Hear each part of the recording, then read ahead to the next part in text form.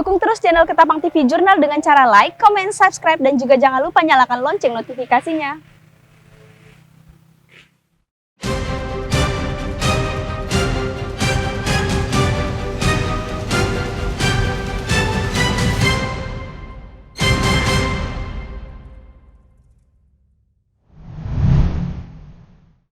Saudara, jumpa lagi bersama saya Paulina Piling dalam program Berita Ketapang TV Jurnal, edisi Selasa 15 Juni 2021. Berbagai informasi menarik di seputaran Kabupaten Ketapang dan sekitarnya akan kami suguhkan untuk Anda. Inilah dia Ketapang TV Jurnal selengkapnya. Politap kembangkan digitalisasi informasi Sekretariat Dewan Perwakilan Rakyat Daerah Kabupaten Ketapang. Ruang lingkup perjanjian kerjasama ini dalam rangka pembangunan dan pengembangan sistem digital informasi Sekretariat DPRD Ketapang.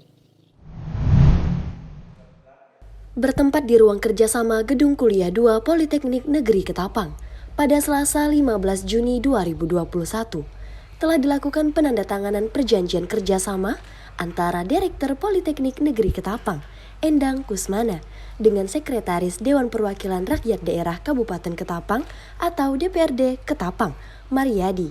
Ruang lingkup perjanjian kerjasama ini adalah pembangunan dan pengembangan sistem digital informasi Sekretariat Dewan Perwakilan Rakyat Kabupaten Ketapang yang meliputi sistem kepegawaian, arsip digital perkantoran, database aset, sistem pengelolaan keuangan dan pelaporan, sistem pengelolaan SPT dan SPPD anggota DPRD dan ASN, sistem pengelolaan persidangan dan risalah, website informasi dan pengaduan masyarakat, dan sistem pelaporan rises.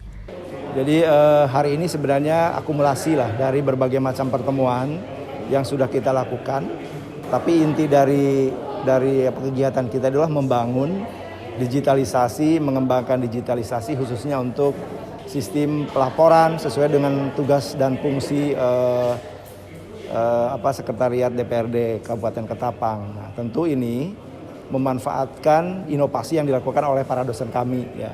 Nah, tentu ini bagi para dosen suatu kebanggaan ya karena hasil karyanya bisa dimanfaatkan oleh masyarakat.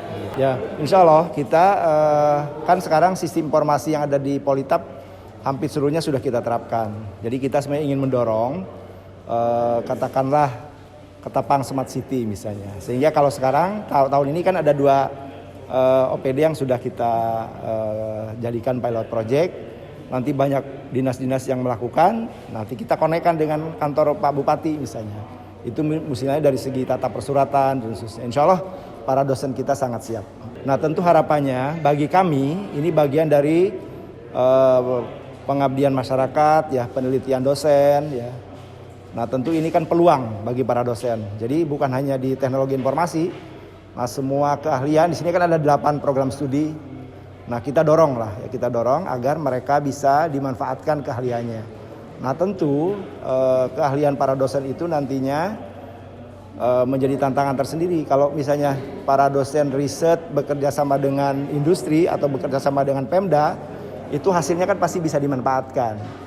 Nah kalau hasil dimanfaatkan, saya memang berharap hasil dosen ini bukan berakhir di jurnal, tetapi bisa dimanfaatkan oleh masyarakat. Nah itu barangkali yang bisa kita lihat. Ya baik, sebenarnya memang niat awal kami ini dalam rangka, karena fungsi DPRD adalah pelayanan kepada anggota dan pimpinan. Pertama kami ingin berikan pelayanan terbaik, cepat dan aman. Nah dalam konteks sistem informasi tentu ini menjadi salah satu yang tidak bisa kita elakkan. Di zaman era digitalisasi ini tentu kecepatan, ketepatan menjadi kebutuhan kita. Bukan sekedar kewajiban, tapi kebutuhan kita. Karena kalau kita lambat, kita akan ketinggalan. Termasuk informasi berkaitan dengan, katakanlah program yang ada di internal kami.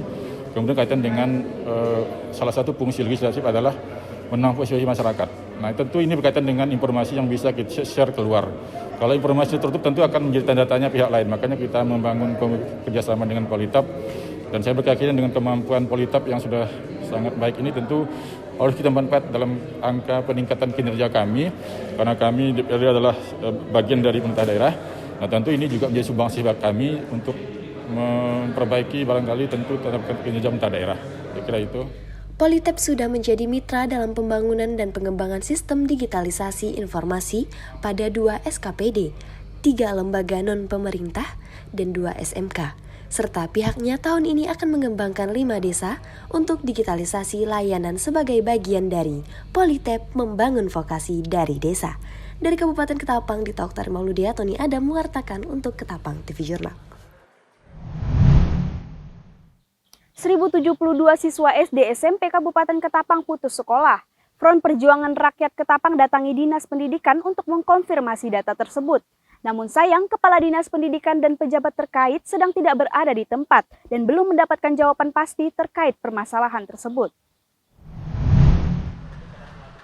Mendapatkan informasi tentang banyaknya siswa-siswi tingkat SD dan SMP yang putus sekolah di Kabupaten Ketapang, Ketua Front Perjuangan Rakyat Ketapang Isa Ansyari mendatangi kantor Dinas Pendidikan Ketapang untuk mengkonfirmasi data tersebut. Saat mendatangi kantor Dinas Pendidikan Ketapang, Kepala Dinas, Sekretaris Dinas, dan Kepala Bidang yang membawahi bagian SD SMP sedang tidak berada di tempat. Kasih Kesiswaan SD, Moh Yunan, yang sempat berbincang dengan Ketua FPRK mengaku tidak bisa memberikan statement terkait hal tersebut. Namun, ia menghimbau agar para orang tua untuk tetap memberikan bimbingan dan semangat belajar kepada anak. Beliau itu ingin mendapatkan info gimana model pembelajaran, terutama di kawan-kawan di Hulu itu, dengan kondisi misalnya sinyal itu susah, HP juga susah dimiliki oleh orang tua di sana. Gitu. Rencana sih pasti ada, cuma saya belum bisa menyaksikan info karena kapasitas saya kan sebagai kasih Pak ya? Iya, sebagai kasih. Pesan kami selaku pelaksana juga di Dinas Pendidikan menghimbau kepada orang tua selalu membimbing anak-anaknya, walaupun di masa pandemi Covid ini tetap membimbing anak kita terus belajar, semangat semaksimal mungkin membimbing anak kita supaya anak kita tetap belajar model apapun, kalau perlu belajar di rumah melalui bimbingan orang tua. Apapun halangannya, masalah sinyal, masalah sinyal dan lain sebagainya. Merasa ironis dengan banyaknya angka putus sekolah tingkat SD SMP, Isa Ansari ingin melakukan diskusi dengan pihak Dinas Pendidikan tentang apa yang sebenarnya menjadi kendala permasalahan tersebut. Ia khawatir permasalahan ini akan berdampak pada sumber daya manusia di Kabupaten Ketapang pada masa mendatang. Hari ini kami dari Front Perjuangan Rakyat Ketapang mendatangi kantor Dinas Pendidikan Kabupaten Ketapang yang rencana semulanya untuk bertemu dengan Kepala Dinas Pendidikan, tapi Kepala Dinas Pendidikan tidak berada di tempat.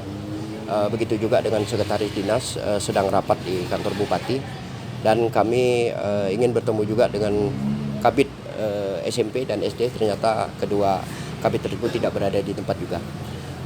Kami bertemu tadi dengan salah satu kasih di ruangan, tapi kasih tidak bisa menjawab apa yang kami pertanyakan. Tujuan kami datang ke sini untuk mengkonfirmasi terhadap sebuah data yang kami dapatkan, di mana siswa SD, SMP yang ada di Ketapang yang tidak melanjutkan sekolah atau putus sekolah itu ada 1072 orang, yang mana kami nilai bahwa ini sesuatu yang cukup ironis, yang cukup miris, di mana apakah ini akibat dari pandemi Covid atau ada masalah yang lain. Beberapa sumber yang kami himpun bahwa anak putus sekolah ini ada beberapa macam penyebab, di antara lain di daerah perhuluan itu bahwa tidak semua orang tua mampu membelikan anak-anaknya HP untuk mengikuti proses belajar daring, begitu juga dengan mengisi kuota. Dan yang paling jelas adalah bahwa di daerah perhuluan sinyal HP tidak ada, sehingga mempersulit anak untuk mengakses belajar secara daring. Ini harus dipikirkan oleh pemerintah daerah, khususnya Kabupaten Ketapang, untuk bagaimana mencari solusi yang terbaik. Jika ini dibiarkan, maka sangat-sangat berpotensi untuk membuat generasi penerus kita tidak bisa melanjutkan sekolah, dan ini menimbulkan suatu masalah yang sangat serius. SDM kita akan terkikis habis. Bayangkan dari tahun ajaran ini 2020-2021 ada 1072 siswa. Ini baru SD, SMP, belum lagi SMA. kami untuk SMA masih berusaha untuk mendapatkan data. Dan kami juga akan datang ke beberapa sekolah juga untuk mempertanyakan permasalahan siswa SMA, SMK yang ada di Ketapang. Paulina Piling, M. Naufal melaporkan untuk Ketapang TV Jurnal. Pemerintah Kabupaten Kuburaya kembali menerapkan PPKM berskala mikro. PPKM Mikro diberlakukan kepada aktivitas sejumlah kafe, tempat hiburan malam dengan pembatasan waktu jam operasional sampai pukul 21 malam.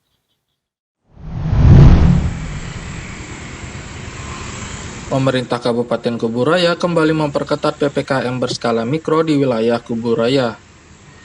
PPKM Mikro diberlakukan mulai dari kafe hingga tempat hiburan malam, dengan batas waktu jam operasional sampai pukul 21 malam.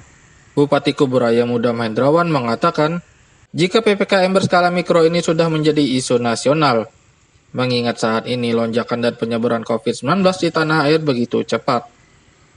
Mudam Hendrawan menghimbau dan mengajak masyarakat untuk dapat memahami upaya pemerintah dalam melindungi masyarakat.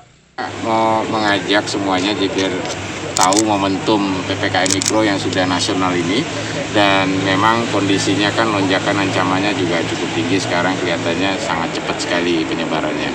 Oleh karena itu kita antisipasi sangat mengintensifkan lagi ya langkah-langkah yang dilakukan ini supaya juga sekaligus mengingatkan semua desa sama RT, terutama daerah-daerah yang cukup padat dan rentan, termasuk penertiban dari kondisi di mana titik temu masyarakat, ya seperti kafe, warung, dan hiburan lainnya, agar sudah dipastikan jam 9 kita tegas harus tutup dan pengunjung harus pulang. Jadi ini kita harapkan, saya juga mengimbau kepada semua masyarakat dan anak-anak muda agar kita memahami ini adalah upaya kita untuk saling lindungi. Jangan sampai kita kemudian lalai sehingga akhirnya timbul banyak korban lagi, karena akhir-akhir ini di sana-sini kita lihat bahwa banyak yang kemudian kondisinya sampai sudah banyak menghilangkan nyawa. PPKM berskala mikro ini sendiri rencananya akan segera diterapkan dengan batas waktu yang belum ditentukan. Untuk itu masyarakat diminta agar membatasi diri keluar dari rumah terutama pada malam hari.